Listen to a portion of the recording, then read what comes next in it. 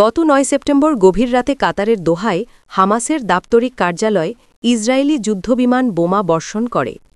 এই হামলায় হামাসের শীর্ষ নেতৃত্ব অক্ষত থাকলেও কাতারের একজন নিরাপত্তা কর্মকর্তা এবং ৫ জন কর্মী নিহত হন। কাতার এই হামলাকে অপরাধমূলক ও কাপুরুষোচিত আখ্যা দিয়েছে। এই ঘটনার পর বিশ্ব রাজনীতিতে ইসরায়েল মার্কিন যুক্তরাষ্ট্রের সম্পর্ক এবং আরব বিশ্বের অবস্থানের উপর প্রশ্ন উঠেছে।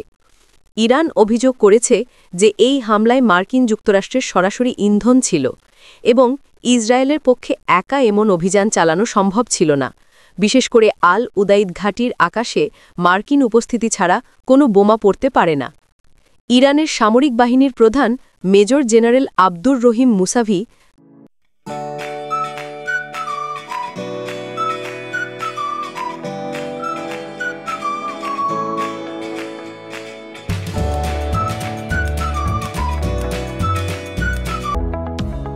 কাতারের উপপ্রধানমন্ত্রী ও প্রতিরক্ষা বিষয়ক প্রতিমন্ত্রী সাউদ বিন আব্দুল রহমান আল থানিকে ফোন করে নিশ্চিত করেছেন যে ইরান শেষ পর্যন্ত কাতারের পাশে থাকবে।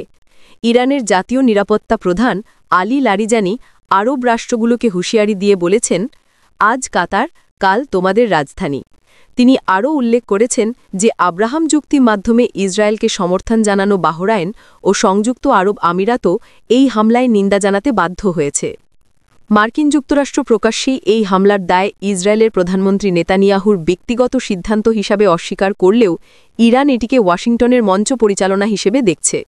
এদিকে জাতিসংঘের সাধারণ পরিষদে ফ্রান্স ও সৌদি আরবের যৌথ প্রস্তাবে নিউ ইয়র্ক ঘোষণা উত্থাপিত হয়েছে, যেখানে ১৪২টি দেশ স্বাধীন ফিলিস্তিন রাষ্ট্র প্রতিষ্ঠার প্রস্তাবে সাই দিয়েছে। আন্তর্জাতিক বিশ্লেষকরা এই বিপুল ভোটকে ইসরায়েলের পতনের ইঙ্গিত হিসেবে দেখছেন এবং মনে করছেন এর ফলে আরব বিশ্ব ইসরায়েলের বিরুদ্ধে একজোট হতে পারে। ইরান এই হামলার মাধ্যমে কেবল ইসরায়েলের বিরুদ্ধে নিজেদের অবস্থানই জানান দিচ্ছে না, বরং কাতারের পাশে দাঁড়িয়ে এবং ইসরায়েলের বিরুদ্ধে সমগ্র আরব বিশ্বকে এক হওয়ার বার্তা দিচ্ছে।